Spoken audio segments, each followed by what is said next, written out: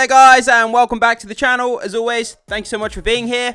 We're going to be talking about Superman and Lois Season 4 Episode 10, the finale to Superman and Lois, the very end of the era of the CW DC shows, guys. There's no way I could let this show pass and not talk about it here on the channel.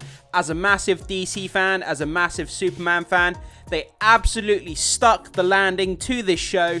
It was an emotional gut punch. It was a really kind of heartfelt, great kind of respectful episode to pay homage to the Superman and Lois characters. I absolutely loved it. I wasn't crying, you were crying. But anyway, guys, we're going to jump into this article here. We're going to break down some information from the showrunners.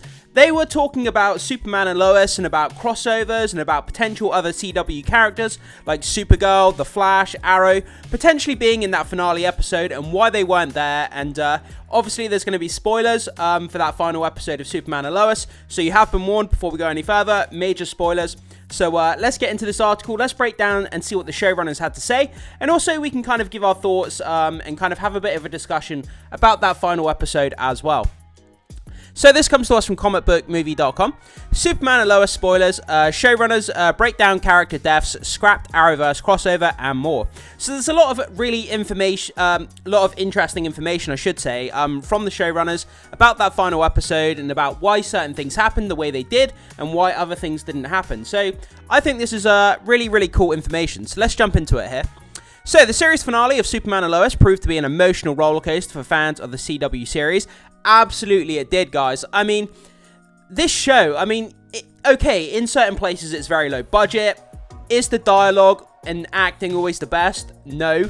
And, you know, some of the CGI scenes with Doomsday jumping around were a little bit janky, a little bit low budget. Looked like something from, you know, the PS2 or the PS3 era, like a cutscene. Don't get me wrong. But it doesn't take away from the show because the actual actors carrying the show, Tyler Hoechlin, I think his name is, who plays Superman, he's such a great actor. He carries the emotional depth of the Superman character. He does it so respectfully, and the actress who plays Lois as well.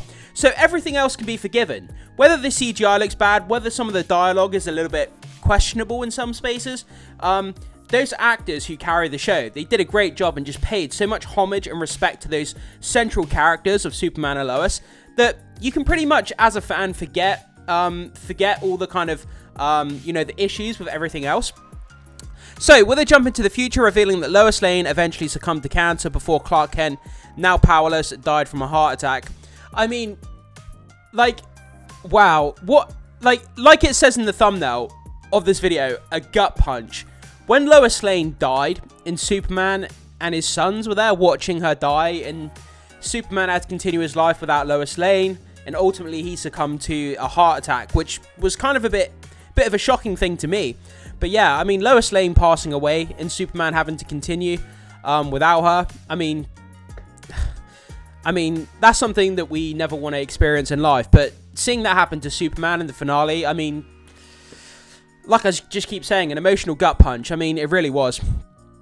So they were reunited in the afterlife while their sons, Jonathan and Jordan, were left to protect the world as their respective versions of Superman. So yeah, the fact they met in the afterworld and then the very final shot, the two of them kind of having a nice intimate moment. They have a kiss, and then in between both of their heads when they have the kiss, the sun kind of shines through between both of the characters, obviously highlighting the fact that the relationship between Superman and the sun, and also Lois. Absolutely beautiful imagery and a fantastic way to finish off the finale to Superman and Lois. So, in an interview with Deadline, Superman and Lois co-showrunner Todd Helbing explained, in the history of Superman, he is in a lot of ways immortal, right? He's going to live forever. He's going to outlive Lois. He's going to outlive his boys, but in this version, with what happened to him, he wasn't going to do that anymore. Yeah, when they had that scene where he basically falls on the floor, he's walking his dog Crypto, and he falls on the floor, and he has a heart attack, and he dies. And I was just like, wow, that's an ending that I didn't see coming. I didn't expect them to do something like that, because you don't often see that sort of thing happening to Superman in media. So it was something that kind of caught me by surprise. But yeah, I guess that's a way to go. Did it take away from the show? No. Was it something I expected? No. But I can understand why they did it and where they were coming from. So it just felt like, instead of having more questions for the audience about, oh, I wonder what it was like when he was old, it's like, let's just show it to them.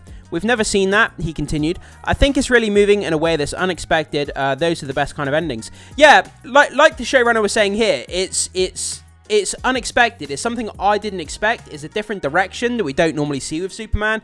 And it was heartfelt. It was emotional seeing the Man of Steel pass away from a heart attack. Something that regular people have to deal with on a daily basis. You know, it's an ending that a lot of us didn't expect. In a separate conversation with Kryptonite, fellow co-showrunner Brent Fletcher explained what Clark Kent did in the years leading up to his eventual death.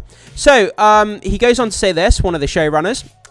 He has been reaching out and doing diplomatic stuff and doing economic stuff, trying to help in ways that don't involve strength. They involve organisation and participation, and getting other people to join, he noted. So we felt like that was kind of interesting for a man that had once had all this power to then have power in a different way, but also still doing great good. Yeah, I mean, that's the thing about Superman, isn't it? I mean, yeah, okay, you have this immortal, godlike being with all the strength in the world who can defeat pretty much anybody. But doing good from his heart, not just his muscles, shows the character and how the goodness of the character, and just the sort of like the hope, the inspiration, the encouragement that he gives to humanity, and that he can be useful in other ways other than just his strength, and showcasing that in this episode was absolutely just beautiful. And I hope that they do some of that in the upcoming Superman James Gunn movie, that they show that Superman can be useful in other ways rather than just his strength. But yeah, beautiful way to showcase Superman and the goodness of the character. Helbing and Fletcher went on to confirm that the world of Superman and Lois has no Justice League, adding that Jonathan, Jordan, John Henry, and Natalie Lane Irons ultimately fill that void. They're also confident that Superman and Lois are still alive on Earth Prime, aka the Arrowverse. So there are other versions of these characters that are still alive in other multiverses, so that's kind of cool. As for whether they ever had any discussions with bringing in the world characters into the final season, the showrunner said, I mean, there was a lot of talk of it, not to use clips. It's just one of those things that there's really two parts of it. First was the schedule and the money to get them. So it's the schedule of all the other actors and actresses who were in the CW Arrowverse. I mean, trying to get like Grant Gustin, trying to get Melissa Benoist, and all these different people, you know, it's not cheap to employ them. Also, they have really busy schedules doing other shows, doing other things. So trying to get the money, trying to get them back, trying to schedule it all, it's a bit of a nightmare. So I can kind of understand why it didn't happen.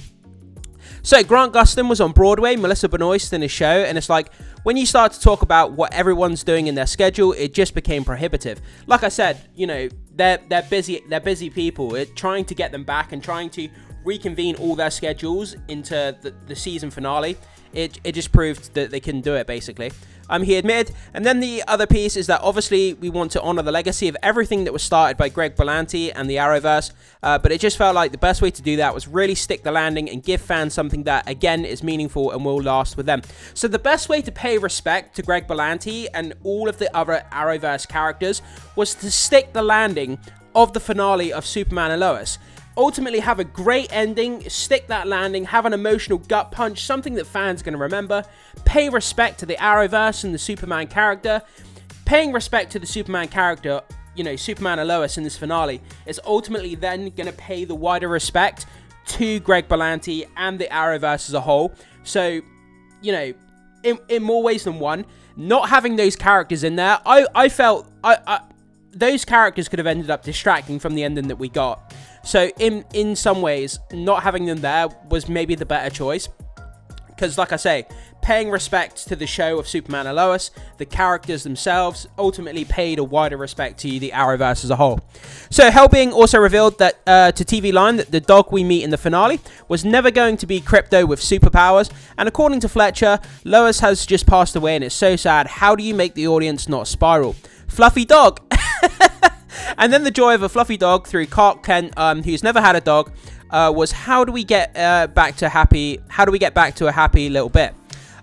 Yeah, I mean, when Crypto showed up, when I first was watching it and I saw the golden sort of, is it a Labrador Retriever? I'm not the best with dog names. I think it's a Labrador. No, Golden Retriever, isn't it? Sorry, I'm not good with dog names. But when you first see that dog show up in Clark Kent's, I'm like, is that Crypto? Is that Crypto? Is that Crypto? And when he mentions the name Crypto, when he's actually walking the dog, I'm like, wow, that's such a cool ending to have Crypto in there. You don't have to show Crypto, you know, flying around, being a super dog or having magical powers. Just the dog being there, just comforting Superman in his time of need after Lois has passed away. Having that relationship between the man and dog, Crypto and Superman. Just seeing that play out on screen, even though it was only a few minutes long, I mean, it packed the emotional punch of Superman and his dog that it needed to. And having that dog there for the few scenes that he was there, it just did what it needed to, and it was fantastic.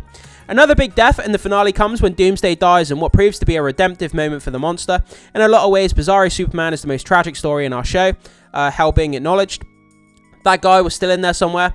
There wasn't a lot left of him, but in the lucid moment, it was him making a sacrifice and finally becoming the hero that he was always meant to be, always wanted to be. Yeah, I mean, the fact that Bizarro Superman, I think it was a great kind of character arc, and like it says here, it was a tragedy. It was a tragedy, you know, an upsetting story to some degree within the Superman and Lois series. But they did a great character arc with him, and I think he was a great villain. And I think in years to come, when people look back on this show, I think ultimately Bizarro Superman will be one of the highlights of the show, and something that people remember fondly, and something that people talk about and reminisce in. So, that's now it for Superman and Lois, and with the series receiving a definitive ending, DC Studios is safe for having to deal with any Restore the Superman and Lois type campaigns from fans. Next up from the Man of Steel is next year's Superman movie from James Gunn. Yeah, I mean, let's really hope, going off on a tangent for a second, let's hope that James Gunn can bring some of the respect, the emotional gut punch, the the gravitas to the character that Tyler Hoechlin has done here. This guy has done fantastic as Superman. He's paid respect to the character. He's paid his dues. He's represented the character fantastically on screen. And like I say, when fans look back on this show in years to come, people are going to talk fondly about it. People are going to have great memories of the way that this character was portrayed. And ultimately, I hope that Tyler Hoechlin as Superman, I hope he shows up in a multiverse project somewhere down the line, that maybe we could potentially see him on screen with David Corenswet as a Superman, alternate version of Superman. This guy is great as Superman, Tyler Hoechlin, and I hope that he does show up somewhere down the line in a multiverse project, like I say, and I think it'd be fantastic. Fans would love to have him back in some capacity or another. Whether they've had talks about that, who knows? I doubt they probably have at this point, but you never know. He could show up. Crazier things have happened. So, guys, that's ultimately where we are. So that's kind of a bit of, a bit of inside information from the showrunners talking about the finale of Superman and Lois and why certain things happened, why other things didn't happen, like the other CW characters not showing up, what happened with Crypto, what happened with Lois, obviously the Bizarro Superman, and ultimately Superman succumbing to a heart attack and meeting Lois Lane in the afterlife. An emotional gut punch, beautiful ending. They stuck the landing, paid respect to the characters, and what more could you want as a DC and a Superman fan? So guys, did you see the finale to Superman and Lois? What did you think of it? Did you enjoy it? Did you bawl your eyes out like a baby, like a lot of people probably did? But yeah, fantastic, guys. Jump down into the comment section. Let me know what you thought of the finale of Superman and Lois and the information that we discussed here as to why the other characters from the CW universe didn't show up. What do you think about this information? I'd love to hear your thoughts, guys. I really would. So, like I said, jump down below and let me know what you think about this.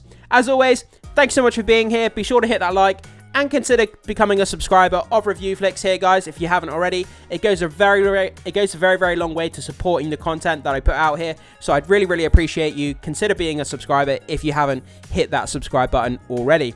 Thanks so much, and I will see you in the next video.